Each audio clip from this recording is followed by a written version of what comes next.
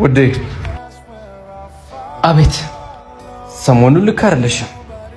የሆንሽው ነገር አለ? ምንም አልሆንኩም። እርግጠኛ ነሽ? ከመገባታችን በፊት ኮምፒውተር ሳይንስ የመማር ፍላጎቱ እንዳለኝ አስቀድሜ ነግሬ ነበረ። አንተ ግን ጭራሽ ረስተዋል። ቤት እንደመቀመጥ ብቻ ነው የምትፈልገው። አረሳሁት። መጀመሪያ የወለድናቸው ልጆች ትንሽ ደግሞ ከዛ እናወርበታለን። የሴት ልጅ ቦታዋ ኩሽና መቀመጥ ነው አይደለ? ጥሩ።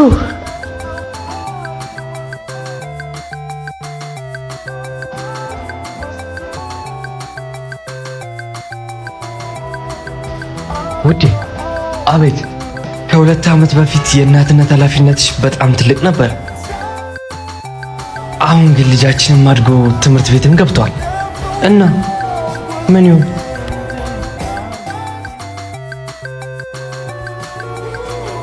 ከተማችን ውስጥ አለ የተባለ የኮምፒውተር ሳይንስ ትምህርት ቤት የመመዝገቢያ ወረቀት ነው። ፈርሚበትና በጠዋቱ ሄጄ ማመልከቻውን አስገባለሁ። እኛለም ማሚ ሳቀች። አባዬ ወይ አንተስ እንደ ማሚ ለምንድን ነው የምትወደው? እንደው ማትማው ካሁን በኋላማ ያለብኝ አባትነት ኃላፊነት በጣም ብዙ ነው።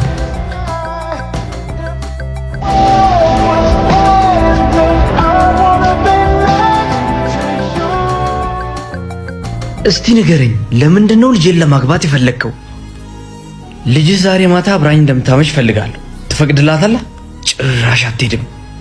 ውዴ፣ ዛሬ ውጭ አብረን እንድናመሽ ፈልጋለሁ። ትሄጃለሽ?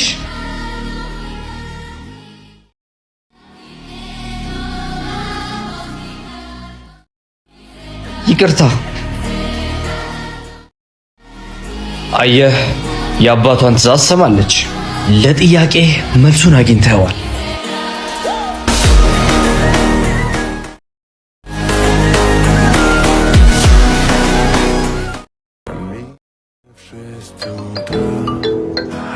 አምስት ደቂቃ ብቻ ታክሲ አጥቼ ነው እየመጣሁ ነው። እሺ፣ አርፍጃለሁ። መኪና እስከገዛ ታገሱኝ። ጓደኛዬ፣ አስተናጋጁን ተመልከተው። እሱም ቢያደርገኝ ደስ ይለኝ ነበር። ለምን አታዩም እንዴ? የሚገርም ቁንጅና አለው ፈጣሪ የሰጠው። ፈጣሪ ሰጠኝ አንተን ብቻ ነው። በእኔ እይታ ውስጥ አንተ ብቻ ነህ ለእኔ ቆንጆና አማላይ። ከዚህ በኋላ እንደዚህ ስትል እንዳልሰማ። ፍቅረኛ መጣች። ውዴ፣ አረፈድኩባችሁ አይደል? በጣም ይቅርታ። ችግር የለም። እኔ ርቦኛል። የሆነ ነገር እንብላ አይደል? አዎ፣ እንዘዝ አይደል? አዎ፣ አሪፍ። ይቅርታ እንዴ፣ ይቅርታ። አስተናጋጁን ተመልከቱት። እንዴት አባቱ ነው የሚያምረው!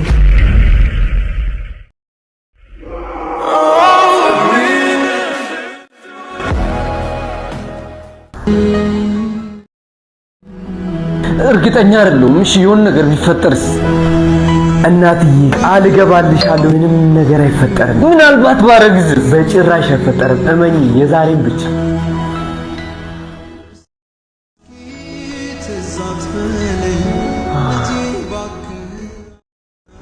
እደውልልሻለሁ።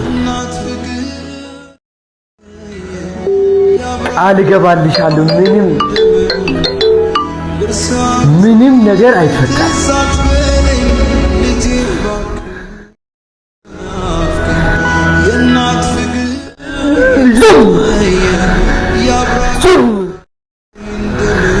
ውጭ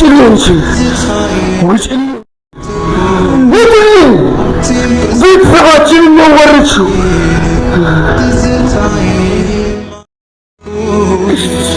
አባቴ ልጅውን አባት ዳቦ ግዛልኝ። የለኝም አባት። አላህ ይስጥህ የኔ ልጅ። በቃ ነገ እንመለሳለን። አባ ራበኝ። ፈጣሪ ይስጥህ። ዳቦ ግዛልኝ። ፈጣሪ ይስጥህ አልኩህ አይደል እንዴ? ሂድ። እናትዬ፣ ቃል እገባልሻለሁ ምንም ነገር አይፈጠርም። ምናልባት ባረግዝስ?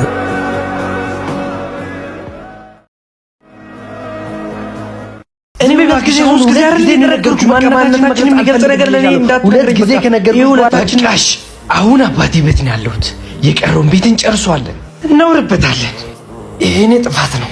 ልጄን ኩትኩቻ አላሳደግኩትም። ነገር ግን የልጅ ልጄ በጭራሽ የጣፋንታ እንዲደርሰው አልፈልግም። የኔ ልጅ አቤት አያቴ። እጽዋት አብረን እንድንተክል ትፈልጋለህ? አዎ። ጥሩ። ይሄኛውን ቤት እንተክለዋለን፣ ይሄኛውን ደግሞ ውጭ ላይ እንተክለዋለን። ከዛ በኋላ መጠይቅ ጥያቄ ይኖራል። እሺ።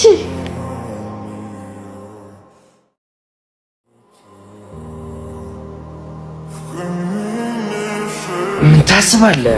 ሁለቱ ከተከልናቸው እጽዋቶች ለወደፊት በጣም ጠንካራውን የሚያድገው የትኛው ይመስልሃል? እቤት ውስጥ የተከልነ ቆንጆና ትልቅ ሆኖ ያድጋል። ይሄኛው ብዙ ችግር ያጋጥመዋል።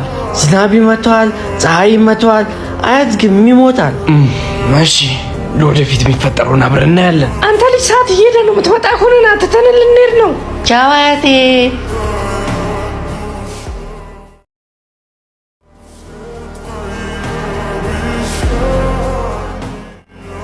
አያቴ ድሮ የተከልናቸው እጽዋቶች የታሉ? ማየት ፈልጋለሁ። በጣም ጎበዝ። መጀመሪያ ቤት የተከልነውን ሄደን እንየው። ተከተለኝ።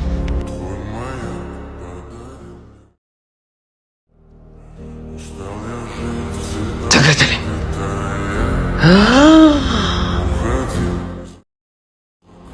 እስቲ ንገረኝ፣ ከተከልናቸው ከሁለቱ በጣም ትልቅና ጠንካራ ሆኖ ያደገው የትኛው? ውጭ ላይ የተከልነውን ያደገው አያቴ። አያቴ ግን እንዴት ፀሐይ፣ ዝናብ፣ ማዕበል መጥቶት እንዴት አልሞተም? አዎ፣ ይሄ ዛፍ ብዙ ችግሮች ደርሰውበታል። አደገኛ ዝናብ፣ ከባድ የፀሐይ ጨረር። በዚህ ችግር ውስጥ መሃል ግን የዛፉ ስር እንደፈለገ ውሃ ማግኘት አስችሎታል።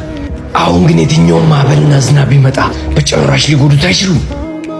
ልጄ፣ ልነግርህ የፈለግኩት ነገር ምንጊዜም ማስታወስ፣ በየትኛውም መንገድ ስኬታማ ልትሆን ትችላለህ። ነገር ግን ምርጫ በምቾትና በተድላ ስር መሄድ ከሆነ እስከምፈልግበት ጥግ ድረስ አትደርስም። ከዚች ዓለም ውጣ ውረድና ችግር ጋር ለመጋፈጥ ዝግጁ ከሆንክ የትኛውንም ህልም ለማሳካት አንተ ጋር የማይቻል አይደለም።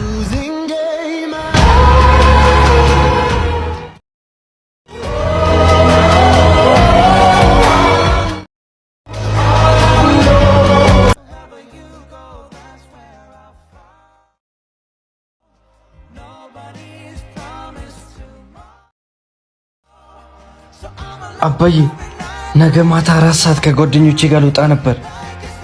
አትፈቅድልኝም? አይቻልም። ከዚህ በኋላ እንኳን ከ2 ሰዓት በኋላ ባትወጪ ደስ ይለኛል። ምንም አይፈጠርም እኮ አባዬ። እዚህ ዓለም ላይ መጥፎ ሰዎችም እንዳሉ እኮ ጥሩ ሰዎችም አሉ። አየሽው አይደለ ያንን ሐይቅ? ነገ እዛ ውስጥ ገብቼ እዋኛለሁ። አባዬ በጭራሽ አትዋኝም እኮ። ለምን እንዴ? ምን ማለት ነው? እዛ ውስጥ እኮ አዞች ይኖራሉ። ግን በውስጡ እኮ ብዙ ደስ የሚሉ አሳዎች አሉ። ስለዚህ ምንም አልሆነም። አባዬ ምን ይሁን? እሱም ነው ምልሽ።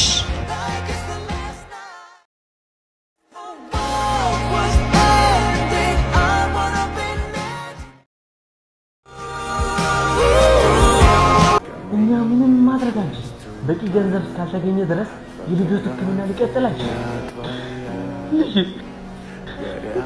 የሞተችብኝ ነው። ያለን ትንሽ እርዳኝ። ፈጣሪ ይስጥህ ልጄ።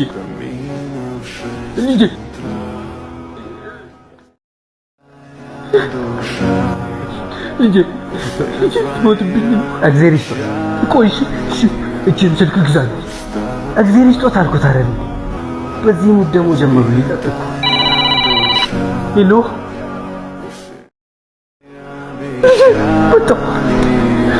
ልጄስ ዶክተር፣ ልጄስ? በጣም አዝናለሁ።